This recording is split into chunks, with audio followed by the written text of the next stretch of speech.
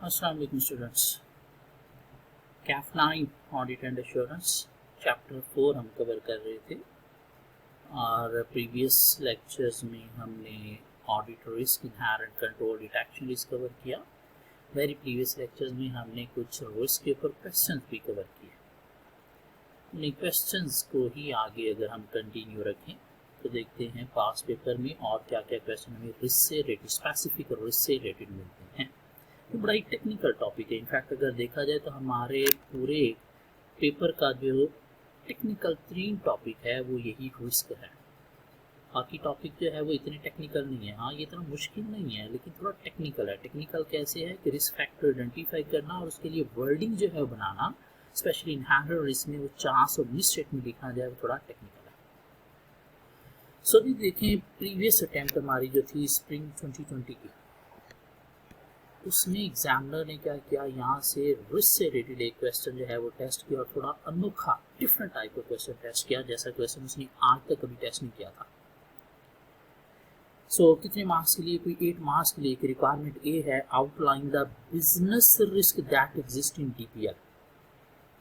DPL शायद हमारे client का नाम होगा, कंपनी का नाम होगा। तो उसने क्या कहा कि आपने डीपीएल के बिजनेस रिस्क आइडेंटिफाई करने।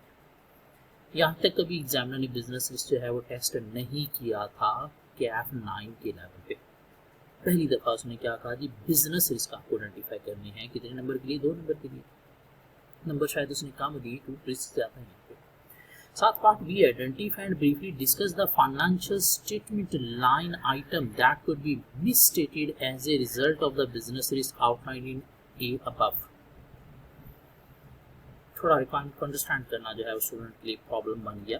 तो पार्ट ए में जो बिजनेसेस आपने आइडेंटिफाई किए हैं उनसे आगे आपने रिस्क ऑफ मटेरियल मिसस्टेटमेंट जो है वो आइडेंटिफाई करना है। हमने शायद कहीं पे बात की थी कि क्लाइंट के जो बिजनेस रिस्क होते हैं उनकी वजह से ही जो चांस ऑफ मिसस्टेटमेंट बनता है उसे हम नाम देते हैं रिस्क ऑफ मटेरियल मिसस्टेटमेंट का। लाइक कंपनी को cash flow gains and issues हैं, तो ये क्या है? बिजनेस रिस्क, जो कंपनी का ऑब्जेक्टिव मीट करने में हार्डर प्रॉब्लम क्रिएट कर रहा है। लेकिन इसकी वजह से चांस ऑफ स्टेटमेंट क्या बनता है कि cash flow gains and issues है तो IAS 1 कहता है डिस्क्लोज होना चाहिए। If it is not disclose in the financial statement then financial statement could be misstated. ये क्या बन गया? Risk of material misstatement. Business risk क्या हो सकता है? सपोज कंपनी की इन्वेंट्री ऑब्सोलीट हो गई है, कंपनी को ऑब्सोलीट इन्वेंट्री के लॉसेस बेयर करना पड़ रहे हैं, जिसकी वजह से कंपनी का ऑब्जेक्टिव मीन प्रॉफिट अफेक्ट हो सकता है। ये क्या है? Business risk. हाँ, जो ऑब्सोलीट होगी इन्वेंट्री तो उसकी मार्केट वैल्यू कम होगी, तो कंपनी अगर उसको कॉस्ट पे लिख रही है, NRV पे नहीं लिख रही, तो सूरत में inventory could be over stated. ये क्या बन जाएगा? Risk of material misstatement. Part A में आपने बिजनेस आइडेंटिफाई करने और पार्ट बी में उन्हीं बिजनेस से रिलेटेड आपने क्या करने हैं? Risk of material misstatement. Mean हम क्या करेंगे, यूं 2 कॉलम बना के चलेंगे। एक में हम जो है वो part A mean business risk जो है वो एक्सप्लेन करेंगे बिजनेस के ऑब्जेक्टिव के पॉइंट ऑफ व्यू से, और पार्ट बी में हम क्या करेंगे? Risk of material misstatement identify करेंगे उसी बिजनेस से रिलेटेड जो हमने यहाँ पे आइडेंटिफाई किया। क्लियर होती बात? चलिए क्वेश्चन की तरफ। क्या है? थोड़ा ट्रिकी क्वेश्चन, डिफरेंट नेचर का क्वेश्चन। आज तक कभी ऐसा क्वेश्चन टेस्ट नहीं हुआ पास्ट में। सो बिजनेस रिस्क और उन्हीं बिजनेस रिस्क से हमने बनाना है रिस्क ऑफ मटेरियल मिसस्टेटमेंट। और पेपर का क्वेश्चन नंबर 1 यही क्वेश्चन था। पहला क्वेश्चन देखते ही स्टूडेंट परेशान हो गए है कि you are the audit senior responsible for the audit of Dragon Pakistan limited DPL। Client का नाम है, a listed company. DPL operates in the pharmaceutical industry which is highly regulated by the government and heavy fines are placed on any non-compliance of the regulation. Business इसकी हमने types भी पढ़ी थी, financial, operational और non compliance. So company जो है वो highly regulated industry में ऑपरेट कर रही है और गवर्नमेंट की तरफ से जो है वो नॉन कंप्लायंस ऑफ रेगुलेशन की सूरत में हैवी फाइन्स, पेनल्टीज जो हैं वो इम्पोज होती हैं। तो ये फाइन्स, पेनल्टीज जो हैं वो बिजनेस के ऑब्जेक्टिव मीट करने में हर्डल, प्रॉब्लम क्रिएट कर सकती हैं। तो ये क्या बन गया? एक बिजनेस रिस्क। क्या ख्याल? लेकिन ये फाइन्स पेनल्टीज जब भी इम्पोज होती हैं तो उसके अगेंस्ट जो है वो पर IAS 37 जो है वो या तो प्रोविजन रिकॉग्नाइज करना होती है, और अगर कंपनी प्रोविजन रिकॉग्नाइज नहीं करती तो सूरत में expenses as well as liabilities could be understated, और साथ प्रॉफिट क्या होगा, ओवरस्टेटेड। क्या कहना, प्रोविजन अगर कंपनी रिकॉग्नाइज नहीं करती, क्योंकि जब भी फाइन पेनल्टीज इम्पोज होंगे तो आपने क्या करना है, उसकी प्रोविजन रिकॉग्नाइज करनी। The main product of DPL is drug A. The raw material for the production of drug A is imported from Switzerland. Company क्या कर रही है, स्विट्जरलैंड से जो है वो ड्रग A का रॉ मटेरियल जो है वो इंपोर्ट करती है। And drug A has been underperforming for a number of years and is currently sold at low margins. और कंपनी को लो मार्जिन पे सेल करना पड़ रहा है। Last year, a competitor introduced a much improved version of drug A, और competitor जो है drug A का अच्छा वर्जन है वो मार्केट में लॉन्च कर चुका है। अब पहली बात तो रॉ मटेरियल जो है वो ड्रग A का इंपोर्ट करना पड़ रहा है, कहाँ से, स्विट्जरलैंड से। तो यहाँ पे क्या हो रहा है, इंपोर्ट हो रहा है, तो इंपोर्ट की सूरत में क्या हो सकता है, फॉरेन एक्सचेंज में अगर करेंसी रेट में जो है वो फ्लक्चुएशन आती है तो उस सूरत में कंपनी को जो है वो लॉसेस बेयर करना पड़ सकते हैं, मीन हाई प्राइस पे करना पड़ सकती है जो कंपनी के लिए लॉस क्रिएट कर सकती है। तो ये क्या है, बिजनेस रिस्क। क्या कह रहा है, हाँ, कंपनी अगर फॉरेन एक्सचेंज लॉस को जो है, लॉस ऑन फॉरेक्स को फाइनेंशियल स्टेटमेंट्स में प्रॉपर्ली जो है वो रिकॉर्ड नहीं करती तो सूरत में फाइनेंशियल स्टेटमेंट कुड भी मैनिपुलेशन के चांसेस हो सकते हैं इसमें फाइनेंशियल स्टेटमेंट्स के। साथ उसने कहा जी कि कंपनी का जो ड्रग ए है वो नंबर ऑफ ईयर से अंडर परफॉर्मिंग है, मीन कंपनी को लो मार्जिन पे सेल करना पड़ रहा है, मीन उसकी सेल जो है वो शायद कम हो रही है, नहीं हो रही तो उसकी प्राइसेस आपने जो है वो कम की हुई हैं, और कंपैक्टर ऑलरेडी उसका इम्प्रूव्ड वर्जन मार्केट में ला चुका है, तो इससे क्या होगी, सेल जो है वो डिक्लाइन होगी, और ये सेल का डिक्लाइन होना कंपनी का ऑब्जेक्टिव मीट करने में प्रॉब्लम क्रिएट कर सकता है। ये क्या है, बिजनेस रिस्क। क्या कहना, आपने कहीं पे अकाउंटिंग में एक स्टैंडर्ड पढ़ा होगा IAS 36 इम्पेयरमेंट,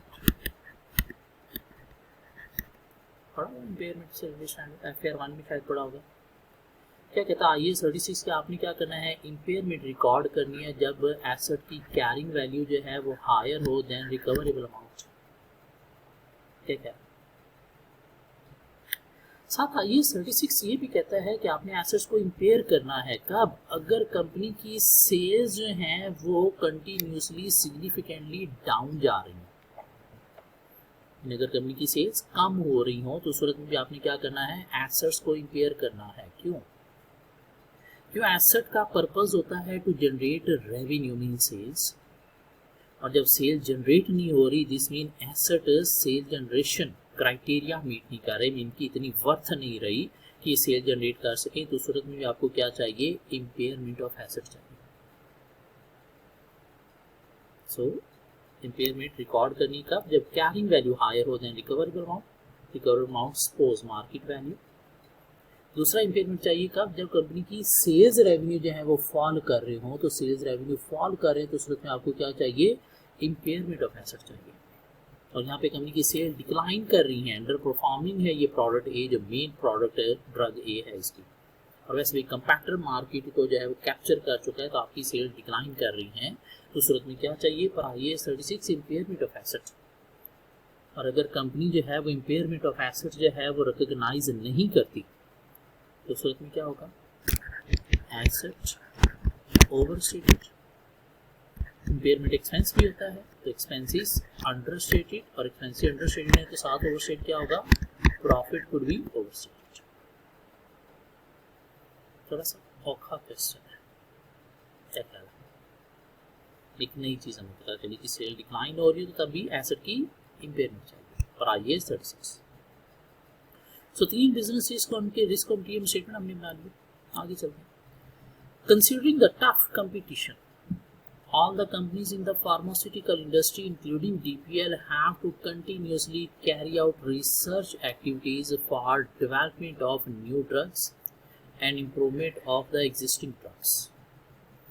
तो इंडस्ट्री के अंदर क्या करना है, फार्मास्यूटिकल इंडस्ट्री में कंपनी ऑपरेट कर रही, जिनको क्या करना है, R&D पे भी एक्सपेंडिचर करना है, में रिसर्च एंड डेवलपमेंट करनी है। क्या करना है, रिसर्च एंड डेवलपमेंट करनी है।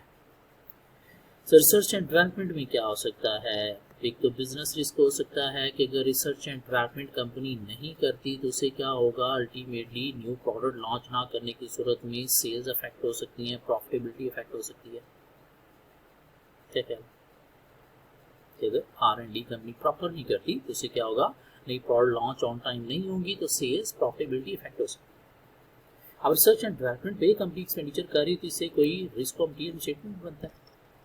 क्या ख्याल है, इनका हमने शायद एक IAS 38 कवर किया था, जो क्या कहता है कि रिसर्च कॉस्ट जो है वो एक्सपेंस आउट होनी चाहिए, और अगर कंपनी रिसर्च कॉस्ट को भी कैपिटलाइज कर रही है तो सूरत में एसेट क्या हो सकते हैं, ओवरस्टेटेड, एक्सपेंसेस क्या हो सकते हैं, अंडरस्टेटेड, और साथ प्रॉफिट क्या हो सकता है, ओवरस्टेटेड। ये कंपनी डेवलपमेंट कॉस्ट को भी विदाउट मीटिंग क्राइटेरिया जो है वो कैपिटलाइज कर रही है, जबकि होने में एक्सपेंस आउट चाहिए थी, क्यों क्राइटेरिया मीट करेगी तो कैपिटलाइज होगी ना। तो सूरत में भी क्या होगा, asset profit could be overstated and expenses understated. क्या क्या कितने मार्क्स थे, 2 + 6 8 मार्क्स। इनको 4 बिजनेस कर हम आइडेंटिफाई कर दें तो हाफ हाफ करके 2 नंबर यहाँ से मिल गए, और उनके अगेंस्ट 1.5 मार्क्स ईच हमने क्या किया, बताया रिस्क कमिटी स्टेटमेंट, क्यों इसके अंदर स्टैंडर्ड भी इन्वॉल्व है, इसके अंदर अंडर स्टेटमेंट ओवर स्टेटमेंट की बातें भी हम कर रहे हैं। थोड़ा ट्रिकी क्वेश्चन है, प्लीज़ इसे एक दफ़ा हाथ से अटेम्प्ट कर लेना है, इसका आंसर भी एक दफ़ा रीड कर लेना है, आंसर को रीड करके आपने क्या करना है, एक दफ़ा हाथ से अटेम्प्ट कर लेना है। ठीक हो गया, ताकि अगर एग्जामिनर दोबारा इस तरह का क्वेश्चन टेस्ट करे तो आप कुछ लिखने के काबिल हो। आगे चलें, क्या क्या मूव होते हैं नेक्स्ट क्वेश्चंस की तरफ। सो नेक्स्ट क्वेश्चन में अगर हम जाएं तो हमें एक क्वेश्चन मिलेगा स्प्रिंग 19 में, स्प्रिंग 19 में रिस्क का एक क्वेश्चन है, कितने मार्क्स के लिए, कोई 5 गुड मार्क्स के लिए। सो क्या टेस्ट किया एग्जामिनर ने स्प्रिंग 19 में for 5 marks. Identify the risk, identify the risk which AWT auditor would need to consider. तो रिस्क आपने आइडेंटिफाई करनी है, 6 मार्क्स के लिए, 5 नंबर के लिए, जिसमें को 5 रिस्क हमने आइडेंटिफाई करनी है। आइए देखते हैं क्या question. Amir Welfare Trust (AWT) is engaged in providing education and 3 daily meals to the underprivileged citizen of the society. Previous lecture में हमने एचजीओ, यूकैरे, अल-मदद फाउंडेशन कोई 3 क्वेश्चन कवर किए। अगर वो किए हुए तो ये क्वेश्चन बहुत ईजी है, हाँ अगर उनकी प्रैक्टिस नहीं की तो फिर ये क्वेश्चन आपके लिए बहुत मुश्किल है। सो रिस्क आइडेंटिफाई करने की कंपनी क्या है, कोई ट्रस्ट बिजनेस है जिसका काम क्या है, एजुकेशन प्रोवाइड करना and 3 daily meals to the underprivileged citizen of the society. Charity business, trust. Donation collection kiosks have been established at various public spots which collect donation predominantly in cash. तो company क्या कर रही है, donation collect कर रही है, और donation जब भी कलेक्ट होती है तो डोनेशन क्या है, कोई परमानेंट सोर्स ऑफ इनकम नहीं है, तो क्या है, टेम्परेरी सोर्स ऑफ इनकम है। और अगर एक एप्रोप्रिएट अमाउंट डोनेशन के थ्रू कलेक्ट नहीं होती तो क्या क्रिएट होगा, इसे serious cash flow concern issues which may not be disclosed in the financial statement।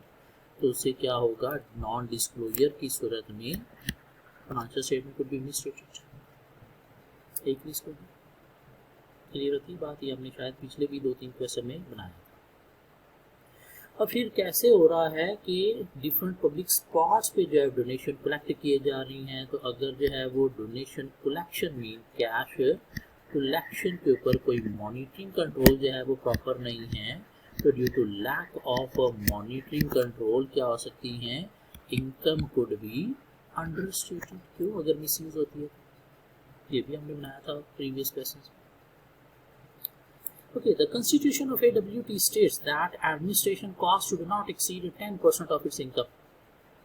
तो एडमिन कॉस्ट की बात कर लेते हैं कि क्या कॉन्स्टिट्यूशन कह रहा है कि एडमिन कॉस्ट 10% ऑफ इनकम से एक्सीड नहीं होनी चाहिए, और अगर एक्सीड होती है तो फिर क्या होगा, मिसक्लासिफिकेशन होगी एडमिन कॉस्ट की टू अदर एक्सपेंस अकाउंट या अदर कॉस्ट अकाउंट, ताकि 10% ही शो की जा सके, कॉन्स्टिट्यूशन की कंप्लाइंस की जा सके।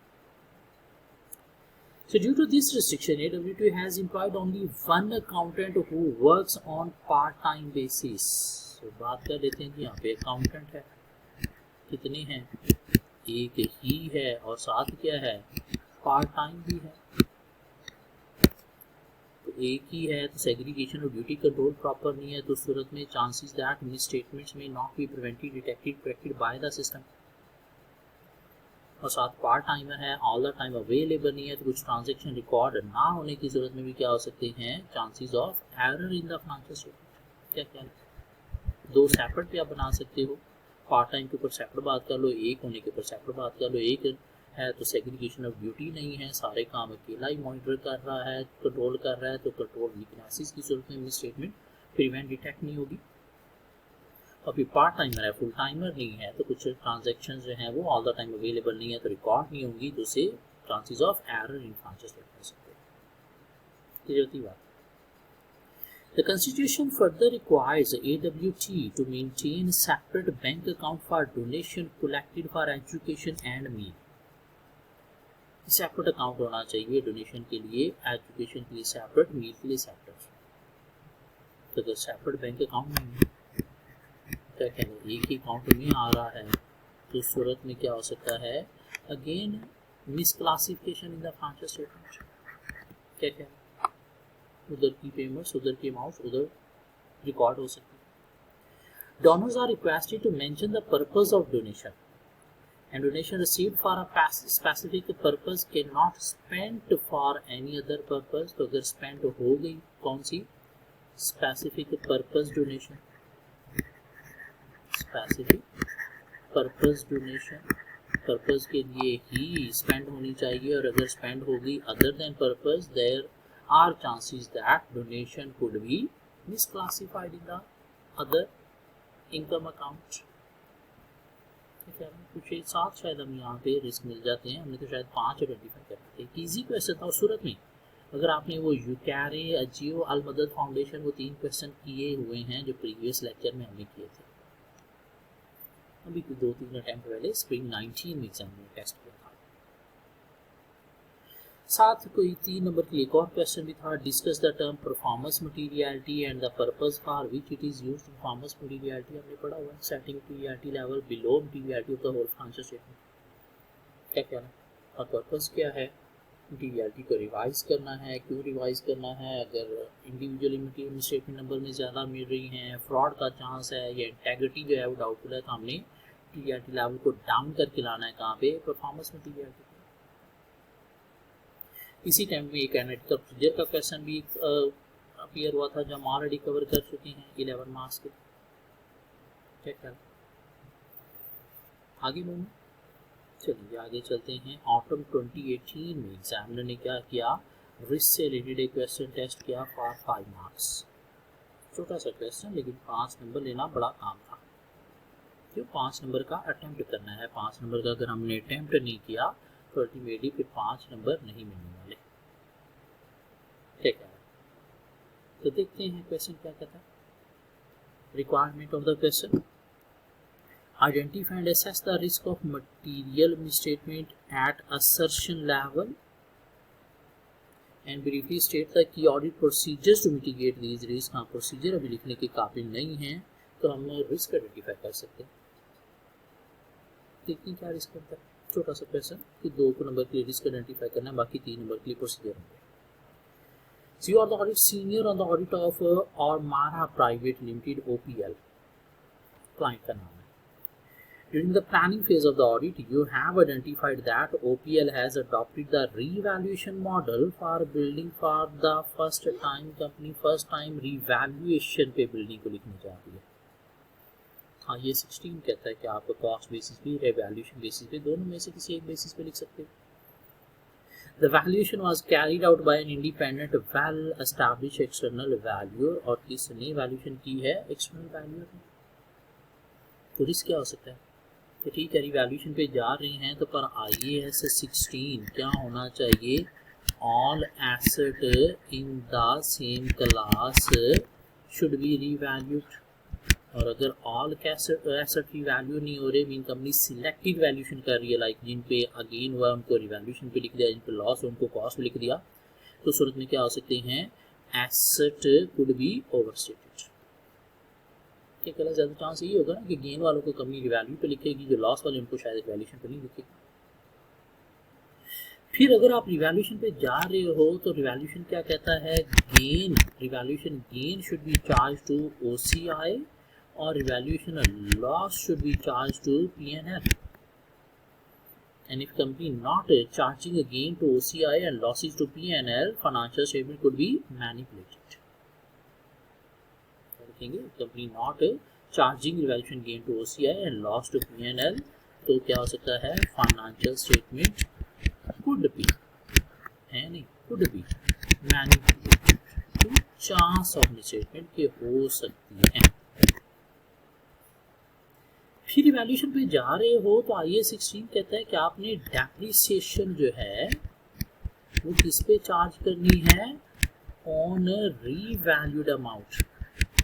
इस अमाउंट पे चार्ज करनी है, रीवैल्यूड अमाउंट पे। और अगर रीवैल्यूड अमाउंट पे डेप्रिसिएशन चार्ज नहीं हो रही, पुरानी ही अमाउंट पे चार्ज हो रही है, तो सूरत में asset plus profit could be overstated और साथ एक्सपेंसेस क्या होंगे? अंडरस्टेटेड। क्यों? गेन वाली अमाउंट पे आपने चार्ज करना है, क्योंकि अगर पुरानी अमाउंट पे चार्ज कर रहे हो तो कम डेप्रिसिएशन चार्ज हो। फिर कोई 2 3 4 हम रिस्क लिखेंगे, बाकी 7 प्रोसीजर वो फिर बाद में देखेंगे। उसमें शायद कोई एक्सपर्ट ओपिनियन भी हमें देखना पड़ेगी, हमें रिवैल्यूएशन को रिकैलकुलेट भी करना पड़ेगा, गेन लॉस को, डेप्रिसिएशन भी रिकैलकुलेट करना पड़ेगी, लेकिन अभी तक हम प्रोसीजर लिखने के काबिल नहीं है, वो फ्यूचर में देखेंगे। क्या था छोटा सा एक ही पार्ट, लेकिन उसके अंदर से कितनी बातें निकली वो हमने सारी लिखी। ऑडिट पेपर के लिए काउंटिंग का नॉलेज होना बहुत ज़रूरी है।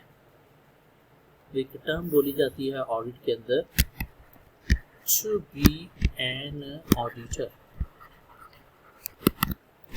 You must be an accountant. Auditor बनने के लिए आपका अकाउंटेंट होना ज़रूरी है। अगर आपको अकाउंटिंग का नॉलेज नहीं है तो आप अच्छे ऑडिटर नहीं बन सकते। जैसे अभी इसमें IAS 16 का सारा नॉलेज जो है वो रिवैल्यूएशन वाला अप्लाई हुआ है कि all asset in the same class revalue होनी चाहिए, सिलेक्टिव में गेन OCI को, लॉस P&L को चार्ज होना चाहिए और एसेट डेप्रिसिएट होना चाहिए ओवर द रीवैल्यूड अमाउंट। क्या मूव आगे ओके, और आगे चलते हैं। और चलते चलते अगर हम देखें तो हमें शायद एक क्वेश्चन मिलेगा रिस्क से रिलेटेड, कहाँ पे? कोई स्प्रिंग 16 यहाँ पे एग्जामिनर ने अच्छा खासा ये चैप्टर टेस्ट किया। 5 + 3 8 + 8 16 17 19 23 7 30 और 11 41 मार्क्स के लिए एग्जामिनर ने सिर्फ यही एक चैप्टर 4 टेस्ट किया। क्या ये कोई 3-4 साल पहले स्प्रिंग 16, इसलिए मैंने ये कहा था कि ये हमारे पेपर की जान है, इसके बिना पेपर हमारा कंप्लीट नहीं होता। सो क्या टेस्ट किया उसने? 7 मार्क्स के लिए क्वेश्चन रिस्क से रिलेटेड।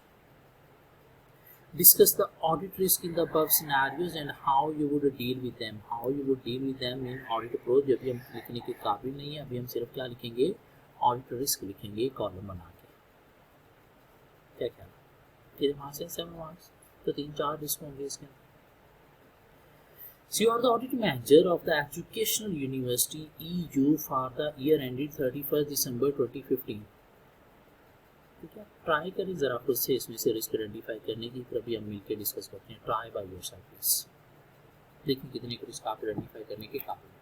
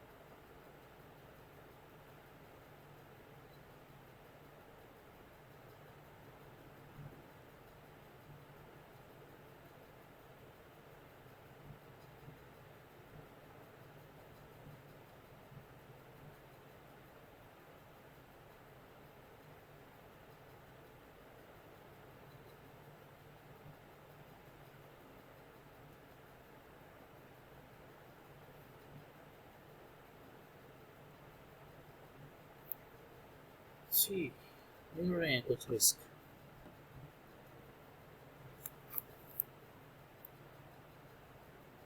तीन से चार रिस्क आइडेंटिफाई करने हैं आपको। उसने वर्ड ऑर्डर रिस्क यूज़ किया है, इनहेरेंट रिस्क सिर्फ यूज़ नहीं किया।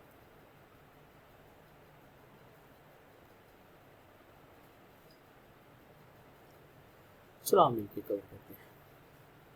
So you are the audit manager of Educational University EU for the year ended 31st December 2015. EU has a student base of 2,500 students.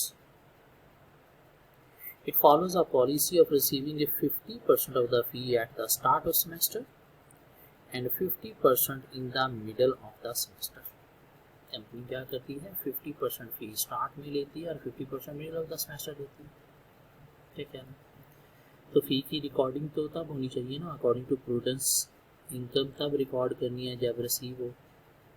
यहाँ पे चांसेस हो सकती हैं कि वो जो रिमेनिंग 50% मिडल में मिलना है, अगर कंपनी ने स्टार्ट में ही रिकॉर्ड कर लिया है तो सूरत में क्या हो सकता है, revenue could be overstated.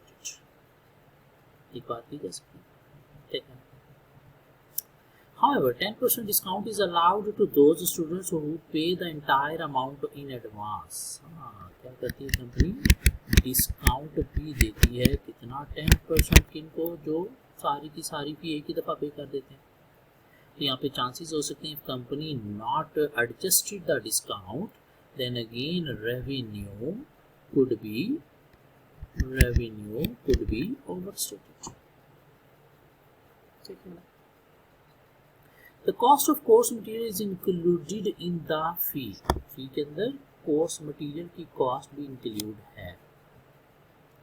The semester starts in December and June each year. You have noticed that 30% of the students who were registered in December had not claimed the course until 31st December 2015.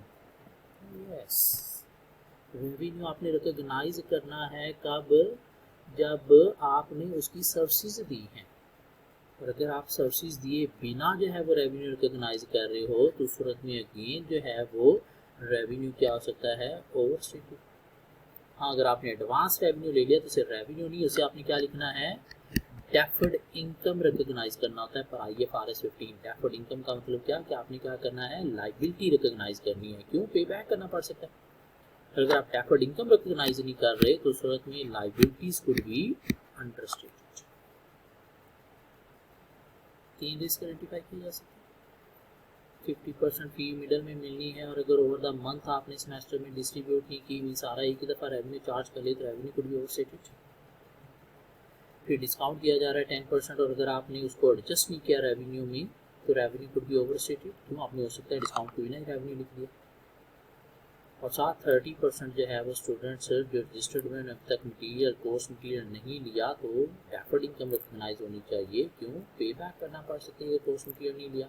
पर अगर नहीं recognise की तो revenue could be overstated and liabilities understated. बाकी audit approach इसकी क्या है वो भी हम लिखने के काबिल नहीं है, वो हम फ्यूचर में लिखेंगे, इसलिए इसको भी कॉलम में आपने सॉल्व करना है। दूसरा कॉलम ऑडिट अप्रोच वाला हम फ्यूचर में कंप्लीट करेंगे। एक और अच्छा सा क्वेश्चन कवर करने की कोशिश करते हैं। ऑटम 15 में एग्जामिनर ने टेस्ट किया फॉर 9 गुड मार्क्स। थोड़ा सा अगेन अनोखा डिफरेंट टाइप का क्वेश्चन रिस्क से रिलेटेड। करना क्या required assess the inherent risk. Inherent risk आपने असेस करना है, सिर्फ आइडेंटिफाई नहीं, असेस करना है। क्या हाई है, लो है या मॉडरेट है। सिर्फ आइडेंटिफाई नहीं करना, साथ आपने बताना भी है कि यहाँ पे इनहेरेंट रिस्क हाई है, लो है या मॉडरेट है। थोड़ी सी कॉमन सेंस यूज करते हैं अलॉन्ग विद एप्रोप्रिएट जस्टिफिकेशन, जिसमें आपने जस्टिफिकेशन भी देनी है कि हाई, लो या मॉडरेट कैसे। Related to the following assertions, लेकिन नीचे जो असर्शंस हैं इनसे रिलेटेड ही आपने रिस्क आइडेंटिफाई करके उनको असेस करके जस्टिफाई करना है। ये जो नीचे 6 बातें की गई इनसे रिलेटेड आपने रिस्क जो है वो आइडेंटिफाई भी करना है। आइडेंटिफाई तो बात उसने कर दिया, आपने उनको असेस करना है, हाई है, मॉडरेट है, लो है, और साथ आपने जस्टिफिकेशन भी देनी कि कैसे हाई, लो या मॉडरेट है। इनफैक्ट रिस्क उसने आइडेंटिफाई करके दे दिया। वैल्यूएशन ऑफ फैक्ट्री प्लांट से रिलेटेड रिस्क आपने बताना है, ऑब्वियसली क्वेश्चन का सिनेरियो पढ़ के हम देखेंगे। वैल्यूएशन ऑफ ट्रेड रिसीवर से भी बात करनी है कि बेटर्स का चांसेस हाई हैं या लो हैं। Ownership rights of finish goods inventory की बात करनी है। वैल्यूएशन ऑफ अनलिस्टेड सिक्योरिटीज की बात करनी है। Accuracy of long term finance की बात करनी है और valuation of premium for gratuity की बात करनी है। थोड़ा सा डिफिकल्ट अनोखा क्वेश्चन है, जिसको उसने बता दिया, आपने सिर्फ असेस करके जस्टिफिकेशन देनी है कि हाई, लो या मॉडरेट कैसा। लेकिन उसके लिए हमें ऊपर से तमहीद बांधने के लिए सिनेरियो भी दिया गया है, जहाँ से बातें कुछ रिलेट करेंगे इनके साथ जस्टिफाई करते हुए कि हाई, लो या मॉडरेट कैसे। क्या क्या कहते हैं question. You are the audit manager on the audit of durable cement limited DCL। The information contained in the planning document include the following. DCL हमारा क्लाइंट है। DCL is presently operating in poor general economic conditions and is also faced with a tough competition. Economic condition भी down में है, tough competition भी है due to availability of low priced imported cement। क्यों, कोई imported cement market में कम price पे मिल रहा है और ये कंपनी भी शायद क्या करती है, सीमेंट का कारोबार करती है, ड्यूरेबल सीमेंट लिमिटेड। क्या कहना है, इकोनॉमिक कंडीशन भी बुरी हैं, कंपटीशन भी टफ है, क्यों मार्केट में कंपैरेटिव की चीज़ें लो हैं, तो उस वजह से कंपनी की सेल अफेक्ट हो रही होगी। क्या देखते हैं किस चीज़ के साथ रिलेट होगा। In addition to the wholesalers, DCL supplies cement directly to various government department and real estate developers. Company के कस्टमर में अगर देखा जाए तो गवर्नमेंट डिपार्टमेंट्स में या रियल एस्टेट डेवलपर्स में। हाँ, रियल एस्टेट डेवलपर से शायद पैसा कलेक्ट करना थोड़ा औखा होगा, लेकिन गवर्नमेंट नॉर्मली सिक्योर डेटर्स होते हैं, वहाँ से पैसा मिल जाता है। The sale is authorised by the credit control department, however payments from government departments are often delayed. तो डिले होती है, क्या बैटर्स हो सकते हैं? नहीं, मिल जाएंगे गवर्नमेंट से, बात नहीं कुछ मिलेंगे, मिल जाएंगे। During the year, DCL has made investment in securities of unlisted public companies. Company ने क्या किया है, सिक्योरिटीज बाय की हैं अनलिस्टेड पब्लिक कंपनीज। साथ क्या दिया, long term loan was obtained in 2007 to finance the existing plant। Loan दिया गया है, the amount is payable in 10 annual installment और इक्वली डिस्ट्रीब्यूट करना है, तो इजीली कैलकुलेशन वगैरह हो सकती है, बैंक से कंफर्मेशन भी दी जा सकती है। DCL operate a non funded gratuity scheme for its employees, और एम्प्लॉइज को नॉन फंडेड में एम्प्लॉय ने फंड नहीं करना, सब कुछ कंपनी ने फंड करना है, ग्रेच्युटी स्कीम भी प्रोवाइड की। कुछ इन्फॉर्मेशन थी, अब हमने क्या करना है, इन 6 असर्शन से रिलेटेड हमने क्या करना है, बारी बारी इनकी हेडिंग दे के बताना है कि रिस्क हाई है, लो है या मॉडरेट है, और साथ हमें जस्टिफिकेशन देनी है कि कैसे हाई, लो या मॉडरेट है। ये जो ऊपर हमने 5 पॉइंट पे इनके अकॉर्डिंग बात करनी है, इस इंफॉर्मेशन के अकॉर्डिंग बात करनी है। तो पहली बात क्या आ गई, valuation of factory plant. So factory plant की वैल्यूएशन की बात करें तो पहले तो आपको ये बताना है कि इसमें रिस्क जो है वो हाई है या लो है या मॉडरेट है। तो वैल्यूएशन अफेक्टेड प्लांट की अगर हम बात करें तो इशू हो सकता है। पीछे हमने एक क्वेश्चन में पढ़ा था कि अगर कंपनी की सेल्स कम हो रही हो तो उस वजह से इम्पेयरमेंट चाहिए, और अगर इम्पेयरमेंट रिकॉर्ड नहीं की गई तो फैक्ट्री प्लांट की वैल्यूएशन ओवर वैल्यू हो सकता है। क्या कह रहे हैं? और इम्पेयरमेंट कितनी चाहिए, कितनी अमाउंट से चाहिए, बड़ा ही जजमेंटल सा एरिया है जिसमें शायद कोई एक्सपर्ट की ज़रूरत भी पड़ सकती है। तो इसलिए फैक्ट्री प्लांट की वैल्यूएशन जो है ये इसमें रिस्क क्या है, हाई रिस्क है। क्यों हाई रिस्क है? एक तो जजमेंटल एरिया है और दूसरा जो है वो एक्सपर्ट वैल्यूएशन इसमें चाहिए होती है कि कितनी अमाउंट से इम्पेयरमेंट रिक्वायर्ड है। तो वैल्यूएशन फैक्ट्री प्लांट की हेडिंग दे के आपने बता दिया रिस्क का चांस हाई लो या मॉडरेट है, और साथ जस्टिफिकेशन दे दी कि क्यों हाई या लो है, क्यों जजमेंटल एरिया है इम्पेयरमेंट चार्ज करना, और दूसरा एक्सपर्ट वैल्यूएशन चाहिए कि कितनी अमाउंट से इम्पेयरमेंट चाहिए। रिस्क है क्यों, अगर इम्पेयरमेंट चार्ज नहीं की तो उस वजह से वैल्यू ओवर वैल्यू हो सकता है प्लांट। ठीक होती बात। दूसरा क्या है, वैल्यूएशन ऑफ ट्रेड रिसीवेबल्स। तो हेडिंग दे दी हमने वैल्यूएशन ऑफ ट्रेड रिसीवेबल्स, और रिसीवेबल्स क्या है, मेनली गवर्नमेंट से जो डिले हो रहे हैं। तो अगर आप देखो तो रिस्क क्या है, हाई लो या मॉडरेट। हाई हो सकता है, नहीं हाई नहीं है, रिस्क क्या है, लो है गवर्नमेंट की सूरत में या अदर कंपनी जिनसे आपने लाइक स्टेट एजेंट्स हैं तो वहाँ पे क्या हो सकता है, मॉडरेट हो सकता है। क्यों हाई नहीं है, क्योंकि गवर्नमेंट डिपार्टमेंट है और गवर्नमेंट क्या है, सिक्योर्ड कस्टमर हैं जहाँ से पेमेंट आपको मिल जाएगी। स्टेट एजेंसी भी हैं तो उनका रूटीन का काम है, तो अल्टीमेटली वहाँ से भी पैसे आपको मिल जाएंगे अनलेस एजेंसी डूबनी जाती है। ठीक है, बात की जा सकती है। उसके बाद क्या है, ownership right of finish goods inventory.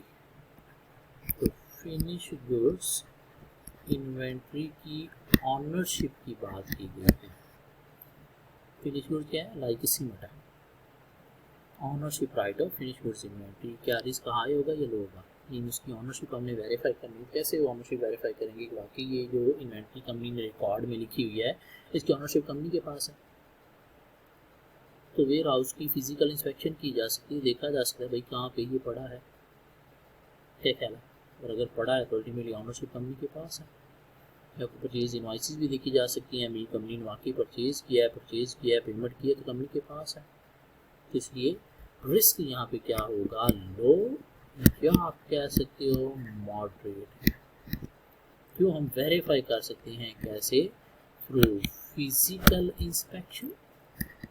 Verify किया जा सकता है थ्रू फिजिकल इंस्पेक्शन, या थ्रू परचेज इनवॉइसेस भी वेरीफाई किया जा सकता है कि वाकई कंपनी ने परचेज किया था तो कंपनी की ही ऑनरशिप है। हाँ, अगर ये दोनों चीज़ें से वेरीफाई नहीं होता तो फिर हम कह सकते हैं मसला बन सकता है। क्या चलिए आगे, valuation of unlisted securities. Unlisted securities की वैल्यूएशन का इशू जो है इसमें रिस्क हाई होगा या लो होगा, हाई होगा या लो होगा। अगर तो लिस्टेड कंपनी में होती तो फिर तो वेरीफाई हो जाती है, अमाउंट को मार्केट कोटेड प्राइसेस से वेरीफाई हो जाती है। अनलिस्टेड का जो मसला है कि वैल्यू वेरीफाई नहीं हो सकती मार्केट से, तो इसलिए यहाँ पे रिस्क क्या है, हाई है। क्यों हाई है कि यहाँ पे क्या है, जजमेंट जो है वो अप्लाई करना पड़ती है, जजमेंटल है। क्यों, नो मार्केट प्राइस, कोई मार्केट प्राइस इसकी जो है वो कोटेड मिलती नहीं है, इसलिए हाई है। क्या कहना, बात की जा सकती है। Accuracy of long term finance. So क्या किया हमने, लॉन्ग टर्म फाइनेंस की बात कर दी, एक्यूरेसी के अमाउंट एक्यूरेट है या नहीं, तो अमाउंट वेरीफाई की जा सकती है। कहाँ से, लोन एग्रीमेंट से भी वेरीफाई कर सकते हैं, या हम इसके लिए बैंक से कंफर्मेशन भी ले सकते हैं, भाई बता तूने कंपनी को कितना लोन दिया, कितना पे हो चुका है, कितना बाकी है। तो रिस्क हाई होगा, लो होगा या मॉडरेट होगा, लो। क्यों, वेरीफाई किया जा सकता है कैसे, कंफर्मेशन फ्रॉम बैंक से भी, कंफर्मेशन फ्रॉम बैंक से भी वेरीफाई किया जा सकता है, या फिर हम क्या कर सकते हैं, लोन एग्रीमेंट जो है वहाँ से भी देख सकते हैं, या साथ हमने कैश बुक बैंक स्टेटमेंट को भी देख सकते हैं कि कितना लोन आया, कितनी पेमेंट्स हो चुकी हैं, तो बाकी पीछे कितना रह गया। ठीक है, एक last valuation of provision for gratuity. तो provision for gratuity mean company ने ग्रेच्युटी जो है वो डिफाइन किया एम्प्लॉय के लिए, तो अल्टीमेटली आपको फ्यूचर में पेमेंट करना पड़ सकती है, तो इसके लिए प्रोविजन रिकॉग्नाइज करनी है, लेकिन कितनी अमाउंट से, क्या करें, कितनी अमाउंट से। तो अगेन जजमेंटल एरिया है, तो इसको वेरीफाई करना थोड़ा डिफिकल्ट होता है, तो इसलिए क्या है, हाई रिस्की है। क्यों, क्या इन्वॉल्व है, जजमेंट इन्वॉल्व है, या मैनेजमेंट की एस्टीमेट की बेस पर ये फिगर लिखी गई है, और मैनेजमेंट की एस्टीमेट को वेरीफाई करना भी थोड़ा डिफिकल्ट होता है। तो ये इतना इजी क्वेश्चन नहीं था, ये थोड़ा मुश्किल क्वेश्चन था, कि वो रूटीन से हट के डिफरेंट टाइप का क्वेश्चन था। Assess the inherent risk high, low or moderate with appropriate justification। उसने ये नहीं कहा आइडेंटिफाई करें, क्यों आइडेंटिफाई, तो ऑलरेडी उसने असर्शन करके दी हुई है। इनसे रिलेटेड आपने रिस्क जो है वो बताना है कि हाई होगा, लो होगा या मॉडरेट होगा। कैसे बताना है, ये ऊपर जो इन्फॉर्मेशन दी है इसके अकॉर्डिंगली, और इसी इन्फॉर्मेशन के अकॉर्डिंगली ही आपने क्या करना है, जस्टिफिकेशन भी देनी है एक दो पॉइंट में कि कैसे हाई, लो या मॉडरेट होगा जो आपने कहा है। ठीक है, तो आज हमने कोई 4-5 क्वेश्चन ये कवर किए, इनको प्लीज़ कोशिश करनी है आज ही हाथ से अटेम्प्ट कर लेना है। क्वेश्चंस को पेंडिंग मत छोड़ें, प्लीज़ मत छोड़ें पेंडिंग, साथ साथ इनको डेली का काम डेली अटेम्प्ट करते जाएं। 1 घंटे का लेक्चर भी शायद हमारा नहीं होता, लेस देन 1 आवर होता है, लेकिन इसको कवर करने के लिए आपको एटलीस्ट 2 आवर्स जो हैं वो रिक्वायर हैं।